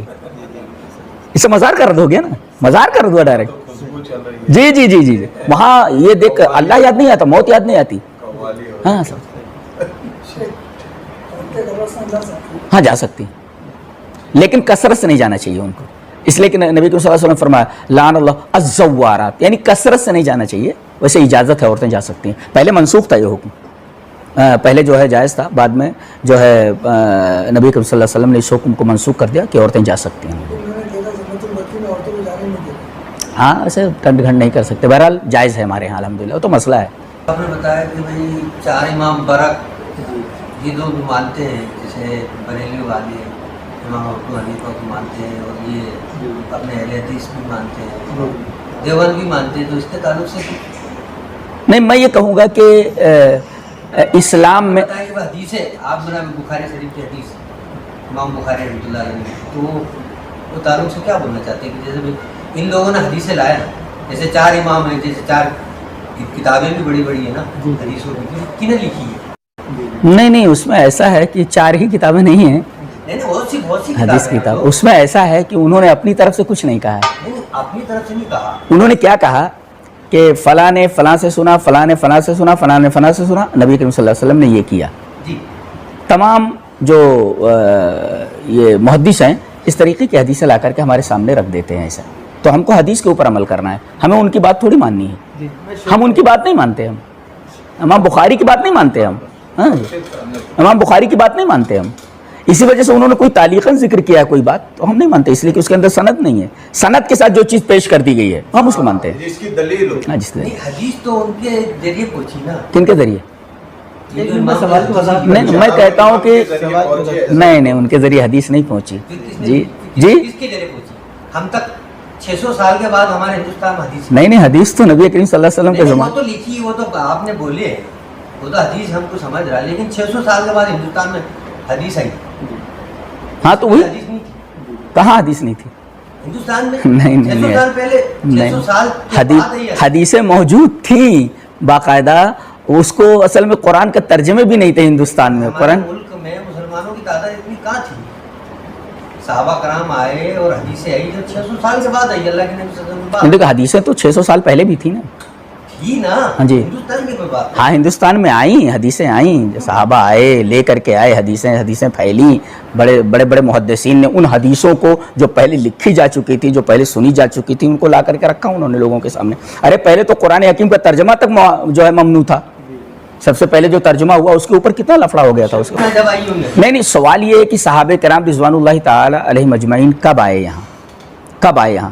نبی کریم صلی اللہ علیہ وسلم کے زمانے میں کچھ لوگ آئے, اور اس طریقے سے حضرت عمر کے زمانے میں کچھ آئے, کچھ حضرت عثمان غنی کے زمانے میں آئے, کچھ لوگ حضرت علی رضی اللہ تعالیٰ عنہ کے زمانے میں آئے, پھر مسلسل آتے رہے. میری پوری تقریر ہے اس کے اوپر. ہاں پوری تقریر سنے ہیں نا کہ کب اہل حدیث کی ہاں آمد کے اوپر. ہاں اہل حدیث کے پورا وہ ہے صغیر میں بر صغیر میں اہل حدیث کی آمد, وہ پورے کی پوری ایک کیسٹ ہے, تفصیل ہے اس کے اندر. کوئی لکھا بھی ہے تو قرآن حدیث کے الگ بول رہا ہے تو اس کی بات نہیں مانی جائے گی نا. کوئی بھی لکھا کے پہ نہیں بول کیا رہا آپ ہوں. یہ کہنا چاہ رہے ہیں کہ ہم لوگ جو ہے تو جو محدثین ہیں ان سے حدیثیں لیتے ہیں, جو امام ہیں ان سے فقہ لیتے ہیں لیکن ان کے مقلد نہیں کہلاتے, ایک طرف ہم حدیث لے رہے ہیں. آپ یہ کہنا چاہ رہے ہیں؟ جی یہ شک پوچھنا چاہ رہے ہیں کہ ہم لوگ کیا محدثین کے مقلد ہیں جس طرح احناف اور شواف مقلد ہوا کرتے ہیں, اس کی وضاحت چاہ رہے ہیں. اس کے وہ کہاں مقلد تھے, وہ کہاں مقلد تھے؟ مقلد کیوں امام نہیں؟ شافعی خود مقلد نہیں تھے, کوئی بھی امام مقلد نہیں ہوتا. اور انہوں نے بولا بھی نہیں کہ انہوں نے بولا بھی نہیں کہ آپ کسی کی تقلید کیجیے. آپ کی بات ہی نہیں چاہیے. یہ تقلید ہو گئی نا. نہیں, امام کی تکلیف نہیں کر رہے. ہم کسی کے جیسے دیکھیں, اگر کوئی محدث کوئی روایت بیان کرتا ہے, اب جیسے آپ دیکھیں ابن ماجہ, اب پوری کتاب ہے حدیث کی, لیکن اس کی بھی بات حدیثوں کو ہم نہیں مانتے. کیوں؟ اس لیے کہ اس حدیث کی سندوں کے اندر متروک راوی اور جھوٹے راوی موجود ہیں. لہذا ہاں جی کتنی ابن ماجہ میں میرا خیال 14 روایتیں ہیں باقاعدہ جو جھوٹی روایتیں یہ ہیں. جماعت سے جڑے ہوئے جی جی جی وہ جھوٹی روایتیں ہیں. دیکھیں سند کے ساتھ موجود سند بھی ہے, لیکن اس سند کو جب چیک کیا گیا تو پتہ چلا اس میں جھوٹے راوی بھی ہیں. لہذا اس حدیث کو ہم لوگ نہیں مانتے. تو محدثین نے کیا کیا, بعض لوگوں نے تو کیا کیا, ضعیف اور صحیح دونوں حدیثوں کو ذکر کر دیا گیا, اور بعد میں اس کی تفتیش ہوئی کہ بھئی یہ حدیث کیسی ہے, وہ حدیث کیسی ہے. اور بعض لوگوں نے صحیح حدیثیں لانے کا التزام کیا کہ ہم کوئی ضعیف حدیث نہیں لائیں گے. جیسے امام بخاری رحمۃ اللہ علیہ اپنی حدیث کی کتاب بخاری میں وہ کوئی ضعیف حدیث نہیں لائے ہیں. امام مسلم رحمۃ اللہ علیہ کوئی حدیث نہیں لائے ہیں. اس طریقے سے امام ابن حبان ہے اور بہت سارے لوگ ہیں جنہوں نے اہتمام کیا ہے کہ اپنی حدیث کے اندر لائیں گے تو صحیح لائیں گے. اس لیے صحیح بخاری, صحیح مسلم, صحیح ابن حبان, جن لوگوں نے اپنی کتابوں میں صرف صحیح حدیثیں لانے کا اہتمام کیا, اس کے اوپر آپ یہ بھی نہیں کہہ سکتے کہ یہ حدیث صحیح نہیں ہے, یہ حدیث صحیح ہے. امام کا انتخاب کب ہوا اور کس نے کیا, اس سے سمجھ میں آئے گا. نہیں ایسا ہوا کہ چاروں امام ایک زمانے میں تھے ہی نہیں. حضرت امام ابو حنیفہ کا انتقال ہو رہا ہے تو امام شافعی پیدا ہو رہے ہیں, تو اب چاروں امام ایک ساتھ تھے ہی نہیں. بعد میں چل کر کے یہ ساری چیزیں جو ہوئیں اور مسئلے اٹھے اپنے اپنے زمانے میں, تو بعض مسائل کو لے کر کے لوگ الگ الگ فرقہ بن گئے. مثلا قرآن مخلوق ہے یا غیر مخلوق ہے, مامون الرشید اعظم کے زمانے میں فتنہ اٹھا اور کچھ لوگ قرآن کے مخلوق ہونے کی طرف چلے گئے, کچھ لوگ قرآن کے غیر مخلوق ہونے کی طرف چلے گئے. دیکھیں ایک مسئلہ ہوا, مسئلہ اٹھا اور اس کے اوپر بڑے فتنے اٹھے, یہاں تک کہ امام احمد حنبل رحمۃ اللہ علیہ کو مار کھانی پڑی, جیل جانا پڑا, ساری چیزوں. تو اب جو ہے ایک گروہ ادھر ہو گیا اس مسئلے کو لے کر کے, ایک گروہ آج بھی ویسے ہی ہے. بہت سارے لوگ ہیں کسی مسئلے کو لے کر کے ایک طرف ہو جاتے ہیں, کسی مسئلے کو لے کر ایک طرف ہو جاتے ہیں. ایسا ہے. یہ ماشاء اللہ بہت اچھی بات ہے, لیکن یہ جیسے بہت بے دینی ہے. دیکھو مالیگاؤں ماشاء اللہ کیسا مسجدوں کا شہر کیا جاتا ہے, لیکن اس کے بعد تو دیکھو کتنے لوگ ہیں نا دین سے بہت دور, اس کے تعلق سے کون فکر کرے گا؟ نہیں تو فکر تو یہ دیکھیں, سب سے پہلی فکر تو انتظامیہ کو ہونی چاہیے, اور دوسرے ہر مسلمان کا یہ فریضہ بنتا ہے انفرادی طور پر کہ اپنے اپنے دائرے کار میں وہ کام کرے. کم سے کم اپنے اپنے گھر کو اگر آدمی سدھار دے تو پورا شہر سدھر جائے. دیکھتے ہیں ہم کہ بھائی لوگ بازاروں میں جا کے بیٹھے رہتے ہیں لیکن مسجد کو آواز نہیں کرتے. دیکھیے قرآن حکیم میں تبلیغ کا انداز بھی بتایا نا کہ تبلیغ کیسے کی جائے. پہلے کہا یا ایھا الذین آمنوا قوا انفسکم، اپنے آپ کو دیکھو. دیکھیں اپنے سے تبلیغ شروع کرو، پہلے اپنا عقیدہ درست کرو، پہلے اپنا عمل درست کرو. ہمارا عقیدہ کیسا ہونا چاہیے؟ قرآن کے مطابق. ہمارا عمل کیسا ہونا چاہیے؟ ہماری نماز کیسی ہونی چاہیے؟ صلو کما رأیتمونی اصلی، جیسا نبی نے نماز پڑھ کر کے بتایا ویسے. اب دیکھو یہاں پر ہے صلو کما رأیتمونی اصلی، تم لوگ ویسے نماز پڑھو جیسے تم لوگوں نے مجھے پڑھتے ہوئے دیکھا ہے. اب نماز کا طریقہ شافعیوں نے کچھ نکال لیا ہے، حنفیوں نے کچھ نکال لیا ہے، اور اسی طریقے سے حنبلیوں نے کچھ نکال لیا. اب ساری نمازیں تو صحیح نہیں ہو سکتی نا. نبی کو ایک ہی طریقے پر پڑھتے ہوئے دیکھا ہے، اس کا مطلب ایک ہی نماز صحیح ہے. بعد میں اختلافات کن کن مسائل کو لے کر کے الگ الگ ترتیب بتائیے. پہلے اپنے آپ کو صحیح کرو، آپ کا عقیدہ اور عمل صحیح ہونا. وَأَهْلِيكُمْ، پھر اپنے اہل و عیال کو. دیکھیں یہ ترتیب ہے. یہ اب اپنی اصلاح کی ہی نہیں اور آپ جگہ جگہ جا رہے ہیں اصلاح کرنے کے لیے. یا ایھا الذین آمنوا قوا انفسکم، پھر اس کے بعد اہلیکم، اپنے گھر والوں کو.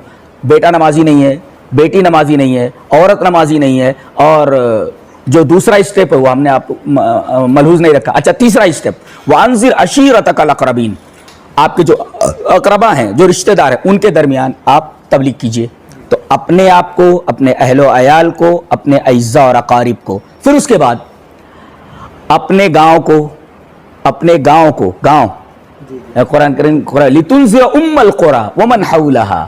اب جو ہے ام القرى ہے یعنی اپنا گاؤں ہے، پورے گاؤں میں آپ تبلیغ کیجئے. دائرہ کار کو بڑھا دیا آپ نے. پھر اس کے بعد گاؤں سے جب نکلے تو ومن حولہا، گاؤں کے اطراف میں جہاں تک آپ کا دائرہ کار ہے وہاں جا جا کر کے آپ تبلیغ کیجئے. اس کے بعد کافۃ للناس، آپ پوری دنیا میں جا کر کے وہ کریں. آپ افریقہ جائیں، آپ نیپال جائیں، آپ کہاں جانا ہے وہ ترتیب آپ کو بتا دیجیے. لیکن ترتیب الٹی ہو گئی ہے نا. اپنے آپ کی اصلاح نہیں ہے، اپنے گھر والوں کی اصلاح نہیں ہے، اقربا اور اعزاء کے رشتہ داروں کی اصلاح نہیں ہے، اپنے گاؤں کی اصلاح نہیں ہے، اطراف اور اکناف اور جوانب جو ہے گاؤں کے وہاں جو ہے اصلاح نہیں ہے، اور آپ یہاں سے دوسرے ملک میں چلے جا رہے ہیں. تو ترتیب ملحوظ نہیں رکھی گئی. وہاں والے یہاں آ رہے ہیں.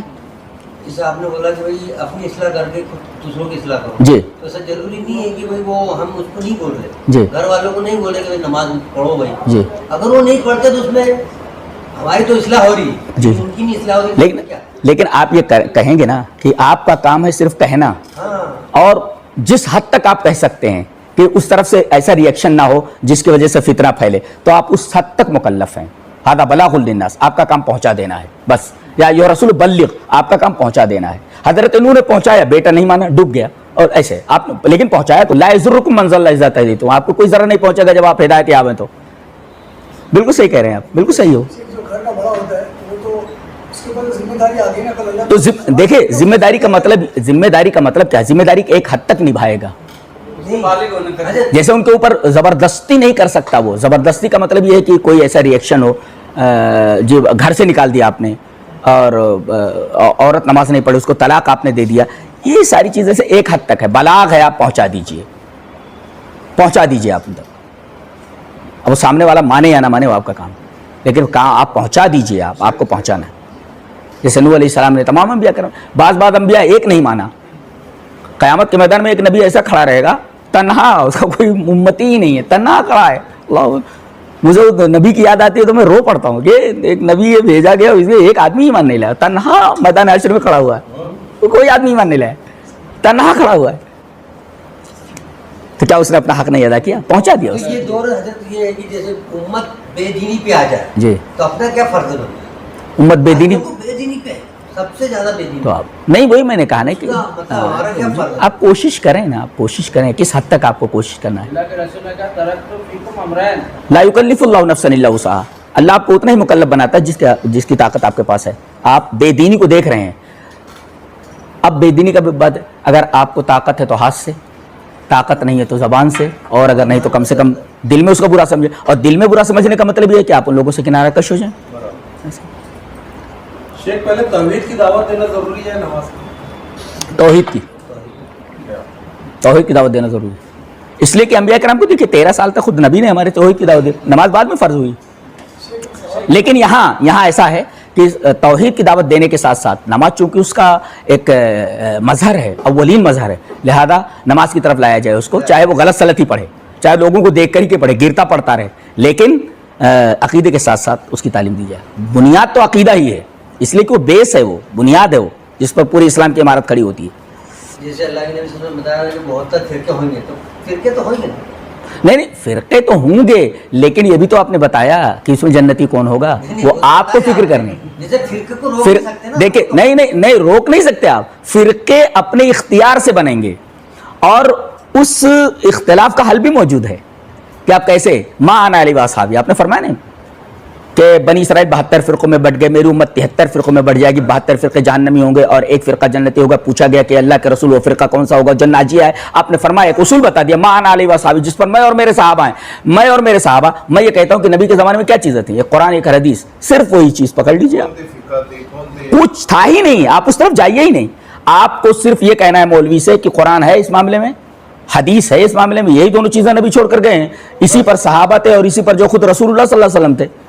تو یہ دونوں چیزیں لائیے, آپ اختلاف میں جائیے ہی نہیں, اس لیے کہ آپ اختلاف میں اس وقت جائیں گے جب ان دونوں چیزوں کو چھوڑ دیں گے. نبی نے فرمایا کہ 2 چیزیں میں چھوڑ کر جا رہا ہوں, ان کو پکڑے رہو گے مضبوطی سے تو گمراہ نہیں ہوگے. اس کا مطلب انہی دونوں چیزوں کو چھوڑ کر کے آدمی گمراہ ہوتا ہے, دوسری چیزوں میں جا کر کے فلاں مولوی نے ایسا کہہ دیا, فلاں امام نے ایسا کہہ دیا, فلاں علامہ صاحب نے ایسا کہہ دیا. ہمیں علامہ کو, امام کو اور ان کو نہیں دیکھنا ہے, خود تمام ائمہ نے کہہ دیا. خود امام ابو حنیفہ رحمۃ اللہ نے فرمایا کہ اگر اذا صح الحدیث فهو مذہبی, اگر صحیح حدیث آ جائے تو وہی میرا مسلک ہے. اس کا مطلب یہ ہے کہ تمام اماموں کے پاس جو پوری حدیثیں نہیں پہنچی تھیں, کوئی مسئلہ آ گیا حدیث نہیں ہے تو انہوں نے اپنے اجتہاد سے اس مسئلے کو بتا دیا, اب ان کو ایک ثواب مل گیا. لیکن اب حدیث اس کے خلاف آ رہی ہے تو اب ہم کو ڈٹنا نہیں ہے, بلکہ امام کو اس مسئلے کو چھوڑ کر کے ہمیں حدیث پکڑ لینی ہے. یہ حدیث کا یہ حل موجود ہے.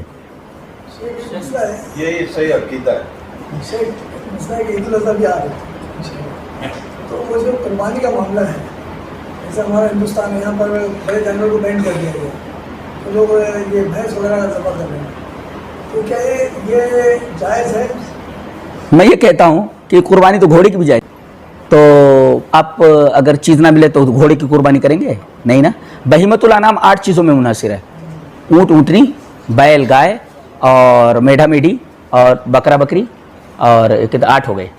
8 چیزوں میں منحصر ہے بہیمۃ الانعام. بعض لوگوں نے کہا کہ یہ جاموس جو ہے یعنی بھینس, یہ نوع من البقر ہے, یہ گائے کی قسم میں سے, لہذا اس کی بھی قربانی جائز ہے. لیکن جو علماء نہیں مانتے وہ یہ کہتے ہیں کہ جب اللہ نے 8 ہی کہہ دیا ہے تو اگر بھینسا لائیں گے تو 10 ہو جائے گا, لہذا نصف پر زیادتی ہوگی, لہذا یہ جائز نہیں. اور دوسرے یہ کہ الٹرنیٹیو اس کا موجود ہے, مثلا اگر گائے کی قربانی یا اس کی قربانی, بیل کی قربانی نہیں ہو سکتی تو الٹرنیٹیو اونٹ لے آئیے.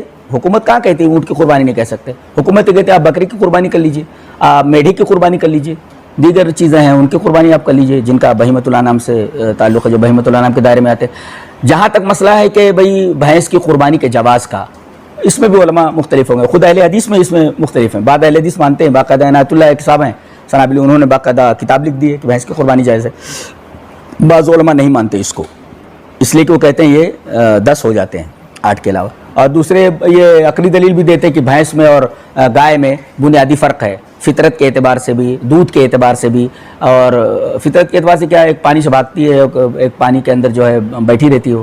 بھینس کو دیکھیے آپ, ایک کا دودھ پتلا ہوتا ہے, ایک کا گاڑھا ہوتا ہے, دونوں کے گوشت کے درمیان فرق ہے. تو وہ کہتے ہیں کہ ہم نہیں مانتے اس کو, فطری طور پر بھی یہ درست نہیں ہے کہ اسی کی قسم میں سے اور یہ 8 کے بجائے 10 ہو جا رہے, اس وجہ سے ہم نہیں مانتے.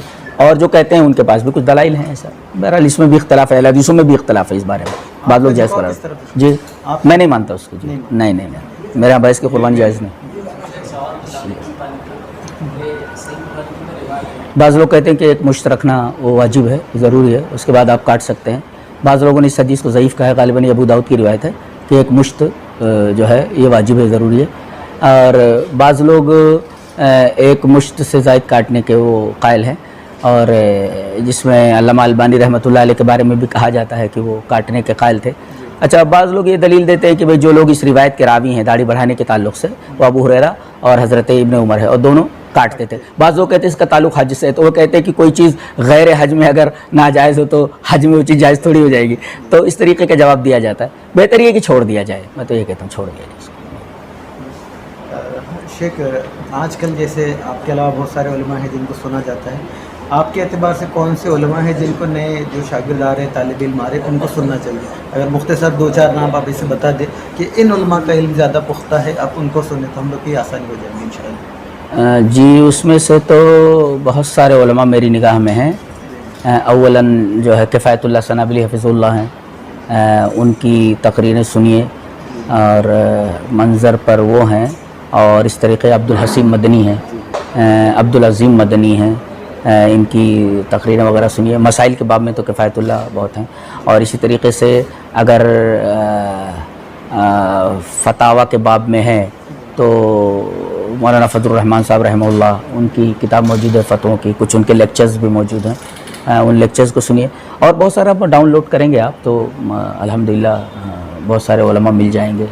کچھ پڑوسی ملک کے ہیں، انڈیا میں بہت سارے ہیں. آخری سوال پوچھ کر انشاءاللہ نشست کو وائنڈ اپ کریں گے. جی میرا شیخ سے آخری سوال یہ ہے کہ جس طرح سے علماء معاشرے میں کام کر رہے ہیں، ویسے دعات ہے جن کو آج کل بردر اس طرح سے کہا جاتا ہے، عام طور سے ایسے لوگ ہیں جن کا علم اتنا پختہ نہیں ہوتا ہے، لیکن کچھ نوجوان پڑھ لکھ کر علماء کی طرح جو ہے تو کام کرنا چاہتے ہیں. تو میرے سوال کے دو حصے ہیں. پہلا سوال یہ ہے کہ صرف عالم ہی جمعہ لے سکتے ہیں، تقریریں کر سکتے ہیں، دعوت دے سکتے ہیں، یا عام جو طالب علم مدارس سے نہیں پڑھے، اپنے گھر بیٹھ کر علماء سے اس طرح سے انہوں نے علم حاصل کیا ہے، کیا وہ جمعہ دے سکتے ہیں، تقریریں کر سکتے ہیں؟ اگر نہیں کر سکتے تو انہوں نے کیا کرنا چاہیے کہ وہ علماء کے راہ پر چلے اور جو ہے تو تقریریں کر سکیں؟ جیسے ہم لوگ دیکھتے ہیں معاشرے میں ایک طرف علی مرزا ہے جس نے اپنے علم کے اعتبار سے جو ہے تو اپنے نتائج نکال دیا، جو کسی مدرسے سے فارغ نہیں، لیکن اسی کے اگینسٹ میں اگر دیکھا جائے تو ابو زید ضمیر ہے جو کسی مدرسے سے فارغ نہیں، لیکن ماشاءاللہ علماء کی طرح علم رکھتے ہیں، ان کے ساتھ میں اٹھتے بیٹھتے ہیں اور کئی علماء کی ان کو تائید حاصل ہے. تو اس معاملے میں ہم لوگ کی رہنمائی فرمائیں. نہیں، بالکل ابو زید ضمیر کے طرز پر جو علماء ہیں جنہوں نے محنت کی، اور ابو زید ضمیر نے صرف اردو ہی نہیں بلکہ عربی بھی پر کافی دسترس بہم پہنچائی ہے انہوں نے، اور عربی پر بھی اچھی نظر ہے ان کی. تو اس طریقے سے لوگ جو محنت کرتے ہیں، اور ٹھیک ہے ابو زید ضمیر نے اتنی محنت کی ہے، اس کے علاوہ بھی کچھ نوجوان اس طریقے کے ہیں جو اس طریقے کی تیاری کر لیں جو قرآن و سنت کے مطابق ہو، جس میں ایسا کوئی انحراف موجود نہ ہو، تو وہ بھی جمعہ کا خطبہ دے سکتے ہیں، تقریر وغیرہ کر سکتے ہیں، لیکن وہ باقاعدہ سلف کی کتابوں سے جڑے رہیں، اور جہاں انہیں کہیں شبہ ہو علماء سے باقاعدہ ربط رکھیں. ہاں، بعض لوگ جو ہے علماء سے ربط نہ رکھتے ہوئے جو ہے اس طریقے کی چیزیں کرتے ہیں، ہم ان بردرس کا کنڈم کرتے ہیں، اور جو ہے ان کے بارے میں ہمیں کہتے ہیں کہ اس طریقے کی تقریر وغیرہ نہ کریں اور اجتناب کریں تمام چیزوں سے. میں آخر میں سامعین کا اور سب سے زیادہ شیخ کا شکریہ ادا کرتا ہوں پھر سے کہ انہوں نے اتنے بزی شیڈول میں ہم لوگ کو ٹائم دیا. میں اللہ سے دعا کرتا ہوں کہ اللہ ان کے علم میں، عمر میں، مال میں، اولاد میں برکت دے. اسی کے اعتبار سے سامعین آج دیجیے اجازت. اس کے بعد انشاءاللہ اگلی نشست میں ملتے ہیں کسی ایک اور عالم کے ساتھ. تب تک میری اور میری پوری ٹیم کو دیجیے اجازت. السلام علیکم ورحمۃ اللہ وبرکاتہ. وعلیکم السلام ورحمۃ اللہ وبرکاتہ.